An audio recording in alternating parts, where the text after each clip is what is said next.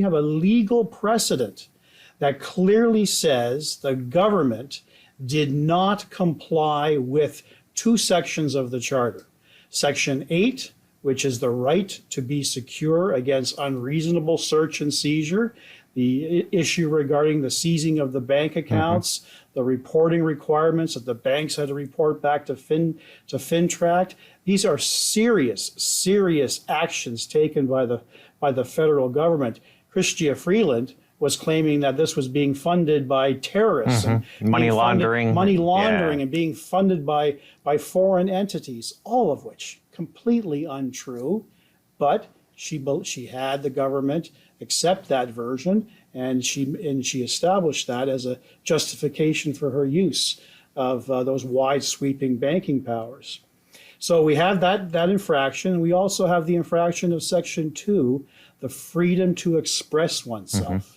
Right? We have to remember that the genesis, the origin of this conflict, this protest that we had in Ottawa over 2 years ago, was a decision made by Justin Trudeau and the government to impose different regulations on long-distance truck drivers, mandating that they get the shots. And if they didn't get the shots, they wouldn't be allowed to continue their living and cross the borders. Well, several thousands and thousands of truckers, international truckers, did comply with that order, but there was still a significant portion of Canadian truckers that said, you, Mr. Trudeau, and your government will not dictate what I put into my body. And how ironic that that was the same sort of position that our Prime Minister had taken and said, no government should impose any vaccine mandates on its citizens. So how quickly the narrative can change depending on the situation. So Justice Mosley was very, very clear that the facts weren't there to justify the invocation of the act. The legal threshold was not met by the federal government. There was no national emergency as defined under the CSIS Act.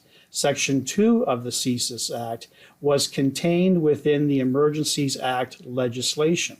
So what this does is a very stark reminder and a warning to this government and any future governments that you are not at liberty to interpret the laws that suit your narrative. That's exactly what Justin Trudeau did when this became a political embarrassment, not a national emergency affecting Canadians from coast to coast to coast.